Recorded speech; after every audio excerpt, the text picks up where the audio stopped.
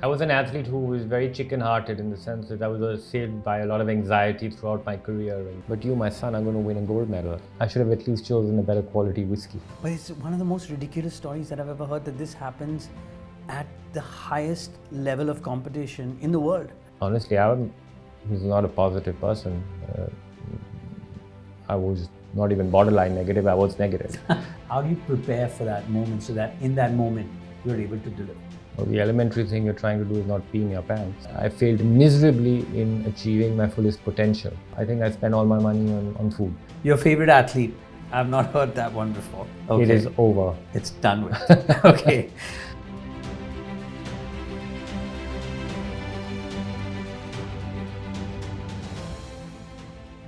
It is an honor and a privilege to have the conversation that I'm about to have today. I'm a big fan of this athlete, and I'm a big fan because he's an Indian athlete that has broken barriers. He has changed the belief in a nation, and even today, years after his retirement, he is still contributing not just to sports but to India in general. Abhinav Bindra, thank you so much for joining us on Sportify. Pleasure to have you with us. Thank you for having me. Okay, so Abhinav, I've done something for my own luck, okay, which I have bought, and I just have bought a mini bottle of Jack Daniels for myself over here. And for obvious reasons, for those of you who don't know, that if you associate Jack Daniels with Abhinav Bindra, only gold follows you. So that's my strategy. So I'm going to keep this for luck. You can have it after we're done with the interview, but during the interview, it's mine. For those of our young followers who don't know the Jack Daniel legendary association with Abhinav Bindra, if you could just start and share that story. Well, firstly, I'm not a big drinker, never was, and I was an athlete who was very chicken-hearted in the sense that I was assailed by a lot of anxiety throughout my career. And before I was leaving for Beijing and checking out of my hotel room in Munich, I was already anticipating panic and fear probably. I crossed the mini bar of my hotel room, and I, for whatever reason, opened it, and the first thing I saw was these two little bottles of Jack Daniels, and for whatever strange reason, without thinking, I packed them in my toilet kit. And then I went to Beijing, and then the night before the games, as anticipated, I had a massive panic attack. And then I thought back to these little Jack Daniels which were lying in my toilet kit in the bathroom. So I get out of bed, go to the toilet, open these little Jack Daniels, drink them. The next day, I won a gold medal. You won a gold medal. So I'm gonna have. However, I have a regret. You do? I do have a regret, and my regret is that I should have at least chosen a better quality whiskey. You know, I hear you, because when I said I have to gift him this, I wish I had a better malt to gift him. I agree with you. Okay, but I want to now get into a few serious questions about your journey, because it's a fascinating journey, and I want to start with Sydney. You're 17 years old when you go to Sydney for the Olympics. You should be studying for your CBSE exams, but there you are in the Olympic Village, staring at the athletes that you mentioned in the book. And you don't win, which is fine. It was your first Olympics and you were still young at that time. But yet you come out with the sense that, yes, I belong. And you write in your book how you felt that you could win in Athens 4 years later. What happened at Sydney, or what was an incident at Sydney that made you felt that the Olympic experience is right for you? Well, of course, when I went to Sydney, it was the first time that I actually experienced the games. I experienced what an aura of an Olympic Games was all about, what this Olympic spirit that is talked about, what this was all about. I'll come to that in a minute, but my performance in Sydney, I was 10th or 11th, something like that. The moment I finished my competition, for me, it hit me that, I can do this. I can win at this stage. It's not that big a deal. And that just gave me an immense amount of belief. That performance in Sydney just gave me a certain amount of reassurance from deep within, and I don't know for what reason. And I didn't want to even investigate it further before it was gone. Yeah. And that really helped me. It helped me throughout my career, because it just gave me an intrinsic belief that I belonged to the stage, and yes, I could win. I do have one incident to talk about, because it was when I was first introduced to the Olympic spirit. My teammate at the games was a shooter called Anwar Sultan. He shot trapped for India, and we were eating. We had just finished dinner, and we were getting out of the dining hall, and we saw the Williams sisters, Venus and Serena. Yeah. And Anwar wanted to take a picture, and so we went up to them, and he said, "I want a picture," but of course. Dear Anwar wasn't carrying his camera, and those were not the days of smartphones yeah. and things like that. So we said that please wait, we will go to a room and get back with his camera. So that's what we did. He went back to his room and came back to the dining hall. To our surprise and shock, that they were still waiting for us. They were waiting for you. Wow. And it took a good 10 minutes because our block was a fair distance away. When we reached there, we realized that his camera had no film. So then we went.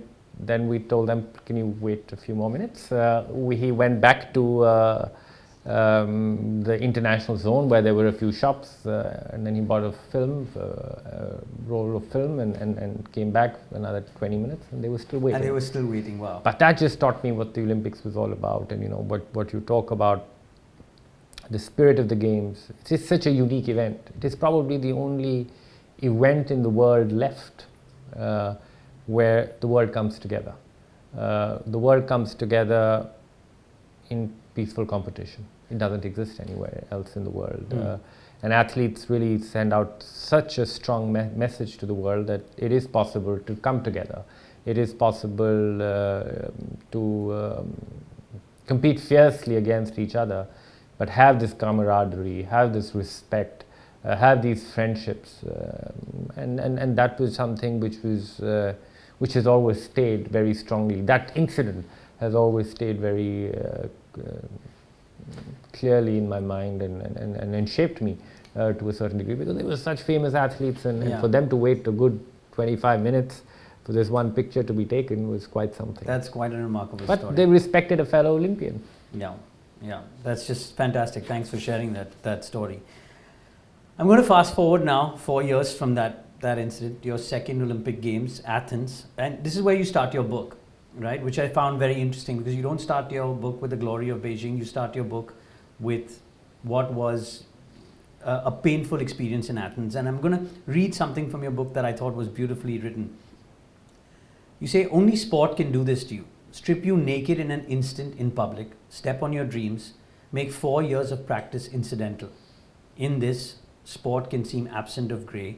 You triumph, you fail." It's just beautifully written, and just a fantastic description of the spirit of sport. Now, in your head, and you talk about this in the book, you had failed at the largest stage at the critical moment. You're still only 21, so you maybe your second games, but you're still very young. At that point, how do you bounce back from that kind of tsunami of emotions, if you call it? Because the reason for your loss also, there was a contribution for something that was not your fault. That was an error in the flooring at the Olympics, which I'll let you address. But how do you bounce back? How do you remotivate and recreate yourself and rededicate your life to winning a medal in Beijing? Of course, it is very tough. There's no question about it. My world had collapsed in that moment, and all that you can say that athletes are very resilient and they come back every day and this, that, and the other. This is what champions are made of. It's all nonsense. We're human beings, and we are equally vulnerable and have emotions and feelings, and this was tough. It was a heartbreaking experience to go through, especially when they realized that the floor that I was standing on had a loose tile underneath, which reverberated every time I picked up the rifle, making it impossible for me to really compete on a level playing field. But I'll tell you another story, and this happened moments, I would say 10 minutes after my final at Athens, when my world had come tumbling down.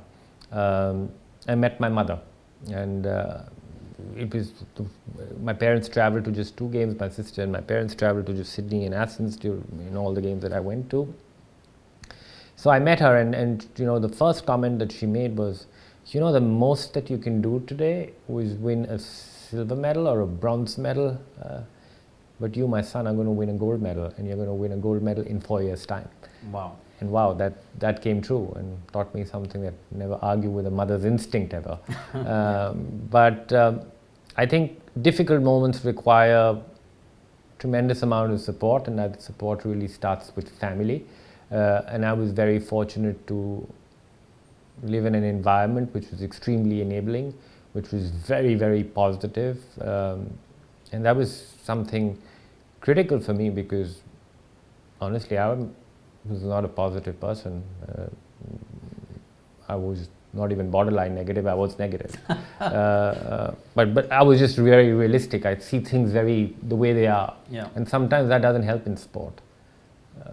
You know, in sport, I believe that athletes are also very good con artists. Because we have to con ourselves every day in the belief that we're going to win. But there's no real basis to it. Yeah. We have to kind of believe that. And I found that very difficult. Support of family, and I think that was critical. And then just time. I think time in such hard moments, I think time is the best healer. Kind of start missing just the elements, the basis, the fundamental of just the process of picking up the rifle and shooting. Right. That is what you start missing. And that brings you back. But it is that love for that process that brings you back for more in terms of adversity as well. Yeah. I think family and this love for what you do is love for the game. Just not for the outcome, not love for the outcome, but just love for the process of just practicing, or the process of just training when nobody's watching. Yeah. And that is what brought me back. And after a few weeks after Athens, I went back and started training. And the first thing I did after when I went back was install a loose tile in my shooting range, and I started practicing on it. But it's one of the most ridiculous stories that I've ever heard, that this happens at the highest level of competition in the world. Yeah. And was there an explanation for it, or it wasn't even brought up as an issue? Oh, it reflected in the technical report, but what can you do? What difference at that point? Yeah, it's too late. Yeah, it was shocking, really shocking. I'm fascinated by the minds of genius, especially genius in sport. And you reference a lot of these guys in your book, the Tiger Woods, the Roger Federers, the Michael Jordans of the world. And people always ask the question, how is it that every time when a shot needs to be made, Jordan just does it? And how is it that Tiger Woods just makes that putt? Is it just being in the moment? Is it being called a clutch performer? And you are, by all sense of the word, one of those geniuses. And I'm going to take you back to 11th August 2008. I'm going to set it up for everyone that's watching. We're in the finals of your event. There's one shot left. And at this point, you are tied for first with Henry Hakkinen, and there's just one shot to go. Now, this one shot is going to determine all. It's going to determine whether you go down in history or whether you go down in flames. What are you thinking the moment right before the shot? And more importantly, which I think a lot of young athletes and young people would like to know, is how do you prepare for that moment so that in that moment you're able to deliver? Well, the elementary thing you're trying to do is not pee in your pants. But no, that's true. Of course there's fear, no question about it. But I think staying in the moment, in the present moment, I think is what separates great performances from others. It is the ability of athletes to be mindful to that moment, because as human beings, human nature normally, we tend to either be living in the past or we start looking into the future, and we forget the only real thing, which is the here and now. Right. I think acceptance of the situation is very important. Acceptance that there's huge amount of pressure. I mean, it was the last shot of the Olympic Games. It was that shot that would determine what am I going to go back with. Change your life forever. Yeah. Or what is the cover? And if you think that you can stay calm in this situation, it's a lie. You cannot stay calm in this situation. But you have to. The trick I think is to accept it. To accept the chaos. So did you do any specific preparation for moments? Of course, massive amount of preparation in terms of simple strategic preparation in terms of how I'm going to approach the last shot of the final. And if you happen to ever go back to the footage, which still exists from my time, you would see that I was the first person to shoot that shot. I took just 3 to 4 seconds to execute that shot. Yeah. But that was very, it was thought through, and it was trained. That was your process. That was trained that my last shot is going to be a quick shot, it's going to be an aggressive shot, it is going to be, I'm going to go for it. And that was something that I had rehearsed many times in practice, but thousands and thousands of times in my head. And when the moment came, then it is about staying in the moment, and on that moment, that day, I was able to stay in the moment. Yeah. I was able to detach myself from the outcome and really immerse myself in the process of executing. Yeah. Spoiler alert, he nailed it. 10.8, pretty much close to perfection right there. So something changed in your life after Beijing, besides the craziness of, winning the gold medal, changing sport in India, accolades, recognition from everywhere in the world. You went through some personal challenges. You've talked about it openly in the past, where you said that I went through some mental health challenges post Beijing, which is very interesting because most athletes go through it in the process to win, and you felt it after you had won, and I think it's very important because mental health has become, there's more awareness growing. I think we need a lot more. If you could share your journey in terms of what you went through and how you overcame it or still working on it, and what we can do to protect not just young athletes but people in general from, or what people in general should do when they face these challenges. So for me, after Beijing was probably a difficult time, probably the most difficult time of my sports career, because up until Beijing I would go to bed every night with a dream, and that dream was to win a gold medal at the Olympic Games. And every morning I would wake up trying to make that dream become reality. Right. And one fine day, this gold medal that I dreamt of was lying in my pocket. I was all dressed up with nowhere to go. So there was a void which was created with the achievement. B, I was drained. I think such a big achievement took a lot out of me. It took a lot out of me mentally. It took a lot out of me physically. It took a lot out of me emotionally. And I just needed time to recharge my batteries. And I was just struggling with my next goal on what I want to do next with my life. There was one part of me said that now I want to stop. I want to do something else because this is what I set out to achieve, and I've achieved it, and now let's try and do something else. Right. But I just didn't know what that something else potentially could be.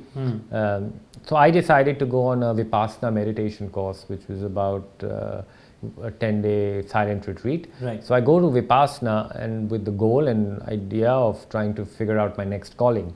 And all I did for 10 days was think back to my sport and think back to just base the process of my sport and what I could do better, etc., etc. And it was just that realization that I just loved the process. Energized me so much. Energized me firstly with also courage, because when you are at the top of this mountain or this peak that I had reached, I was world champion, Olympic champion, human nature is that you want to jump to the next peak. The reality of life is that it's never like that. When you achieve something, you have to almost come down and then you have to work your way up again. And that requires a lot of energy. And that love for that process, the love for the boring and the mundane. Right. And that when I had got that realization that I loved it, I was energized and things just became much better for me after that. What can I tell young athletes, or what can I tell people generally? I think for everybody, including athletes, I think sometimes athletes in particular have, we are perfectionists in nature. We want to do everything to the highest degree. And when we come from that mindset, that perfectionist mindset, where we start to see self-care as a luxury. And that, I think, is a big mistake. I think what really needs to continuously happen is that human well-being has to be at the heart and center of performance. And that doesn't happen often enough in sport and in life, frankly. There's a great dehumanization of the effort. Everybody's after the results. Everybody's after the superficial outcomes of whatever you're chasing. Right. But we mustn't forget that we're humans.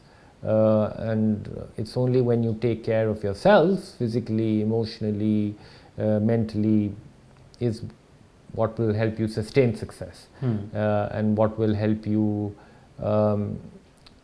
achieve your fullest potential. Right. And the other second point, which is absolutely critical, is balance. Just balance in life, which as athletes we do pretty poorly. I did it extremely poorly. Yeah, I've read there was no balance in your life. It doesn't seem like there was. Yeah. And I think also in life, I mean, professionals, anybody chasing excellence, it's almost seen as a luxury. But in fact, it should be the norm. So that is the advice I would like to give. I think I'd just like to end this by saying that, I achieved many goals in my life, but I failed miserably. I failed miserably in achieving my fullest potential. And I say that, when I look back, I attribute this massive failure to a lack of balance. If I had a little bit of more balance, if I had more pillars built in my life, I think I would have been able to perform at a much better level when it mattered. Okay, that's interesting. I was the best. I was absolutely better than everybody in the world in training, but that conversion into competition. And this is a very fascinating point that you're talking about. You feel that if you have the right balance at that moment, it helps in 100% in performance as well, not just human well-being, but absolutely in performance. Because we all talk about the psychology of sport. We all talk about athletes need to be mentally strong and blah blah blah. But the foundation of an athlete's mental strength comes from how balanced he or she is as a human being. If the starting point is flawed, if the damn floor is shaky, what the hell are you going to do? I mean, you'll win sometimes, but are you going to be able to give your best every single time? Probably not. I think this is what you're talking about now is critical, not for athletes, but for young athlete parents to hear. Because and I think there you bring up another very interesting point, and I'd like to see specifically in the realm of Indian sport, because Indian sport is on the rise. I think participation in Indian sport is at an all-time high. More young kids are participating in sport. Yes. What that will also mean is that more Indian athletes will also fail in sport, because that is the very nature of sport. You will have more failure than success. And what we really need to do is have a dual career pathway for athletes. If you look at all evolved sporting nations, whether it be Australia, whether it be the US, all athletes, or majority of them, complete an education. They do a job, etc., etc. But having this dual career, I think, is absolutely very important to keep in mind for athletes. Because if you don't make it, then you have a backup, you have something to keep Correct, going. absolutely. It helps you from your transition out of sport. Because you have a certain skill that you can fall back on. There are no free lunches in the world. You're not just going to get a job every time for what your to be qualified. Exactly. I think secondly, it'll also help you perform better, because it brings a certain degree of balance. My most successful years in sport were when I was a student athlete, because I only had an X amount of hours to train, I had an X amount of hours to go to school or university, and I had to find that, I had to multitask and find that balance. And when I finished college, I said, oh, now I just have another 6 hours in the day to train. and that means I'm going to get better. But looking back, it was actually a very slippery slope to be in, and I didn't get better. So very often for athletes, parents play a very dramatic role in developing them and making sure that things move in the right direction. Mm-hmm. What is the impact that your parents had in your development? Of course, my parents had a massive impact on how I shaped up and who I have become, not just as an athlete, but as a person, most importantly. But if I were to tell you what their biggest contribution was, their biggest contribution was they gave me space. They gave me space to make my mistakes. And looking back, that was probably one of the most important aspects of developing as an athlete. Because when you're in the moment of truth, when you're on that firing line trying to shoot that last shot of that Olympic final, you're going to be all alone. And you have to find that courage from within yourself. And that courage really comes from experiences, from learning from experiences. That courage comes from experiencing success, but equally experiencing failure. I was the one who owned my successes, and I was the one who owned my failures. And that was incredibly important in development as an athlete. And to me, that was a massive contribution on their part, because it's not always easy. Going back to your book, now this is getting, I wanted to see the more personal side of Abhinav Bindra. In your book, you say, am I fun? No, not on the surface. For too long, my interests were too few. My life condensed to my sport. You're retired now, Abhinav. What's a day in the life of Abhinav Bindra today? So I do enjoy traveling. I enjoy exploring newer places. I enjoy different cultures. I enjoy food a lot. I think I spend all my money on food. So those are interests which I have, which I find pleasure and joy in. In terms of what my life looks like post my career, I have a business which I am trying to run and running in healthcare.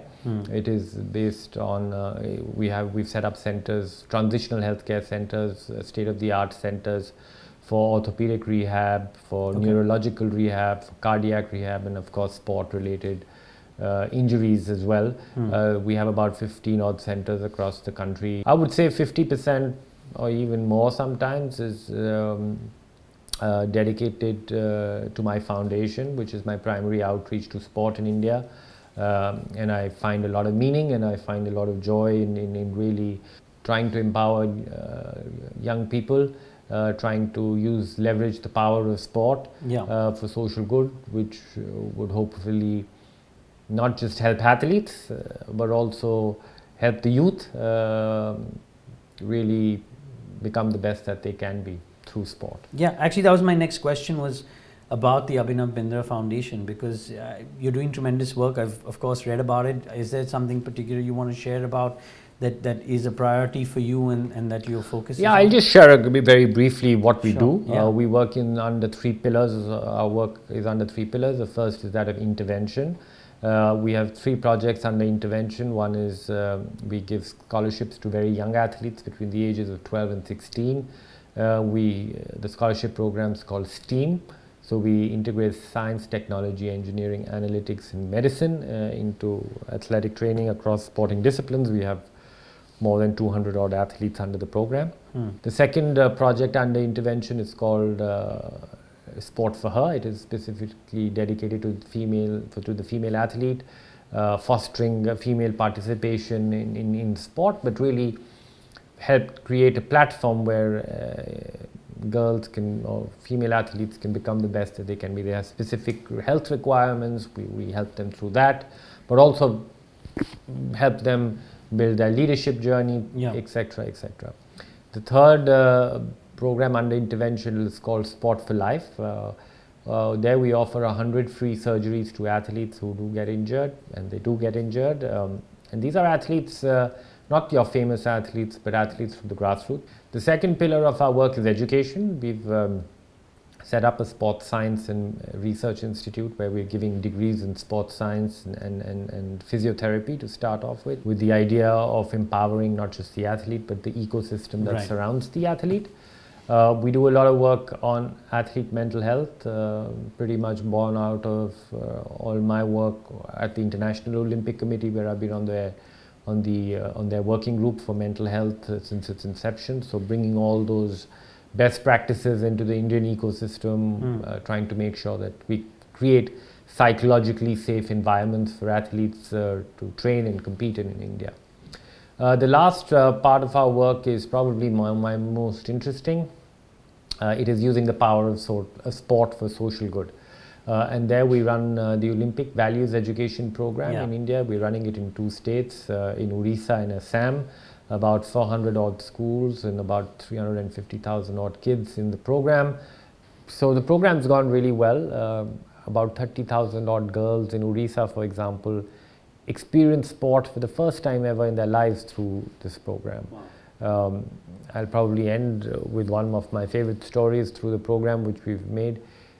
You know, when we started, we realized that girls did not like to venture out during PE classes, so all our sports activity are mixed gender in nature. So we had a month of football.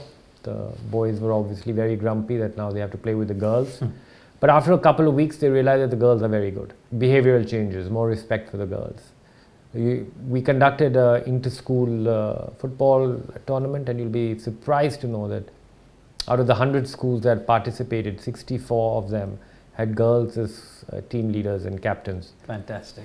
By the way, most of them were nominated by the boys. Wow. So that sport really becoming that tool to make those changes, and that is the true power of sport. That's amazing. That's great work that you're doing, and it's just great to hear. Okay, finally, just to conclude, I'm just going to throw out a bunch of questions, shoot out whatever answer that first comes into your head. If you were not a shooter, what would you have become? A lawyer. A lawyer, okay. They make a lot of money. Fair enough. Your favorite athlete? Sachin Tendulkar. What sports do you follow? Breakdancing. Breakdancing, okay. It's called breaking. I've not heard that one before. Oh, it's a medal-winning sport in No, Paris. I've heard of the sport. I'm just saying I've never heard that answer before. If you could have dinner with anyone living or dead, who would it be? Henry Kissinger. Really? I'm very interested in diplomacy. Wow. That's also a choice I haven't heard from an athlete before. You mentioned movies were your only escape when you were playing, and you mentioned that in your book. So who is your favorite actor and actress in Bollywood? Shah Rukh Khan and Kareena Kapoor. If you were to pick up your rifle today, right now, how do you think you'd do? Badly. Badly. By your standards, of course. No. Badly. By any sense. Okay. That's why I don't have a rifle anymore. What do you mean? I don't own a rifle anymore. Really? Yeah. You don't have the ones? Where's the one from Beijing? It's lying in the Olympic Museum in Lausanne. Fair enough. But I don't have a gun anymore. You don't have I don't have any equipment. Okay. It is over. It's done with. Okay. Finally, if you could give a 15-year-old Abhinav Bindra one piece of advice, and that's when you made your Commonwealth Games debut as the youngest athlete at the 98 Commonwealth Games, what advice would you give? Be kinder to yourself. Okay, that's lovely. That's lovely. Thanks a lot, Abhinav. Yeah, It's been a pleasure having this conversation. My pleasure. Thank you.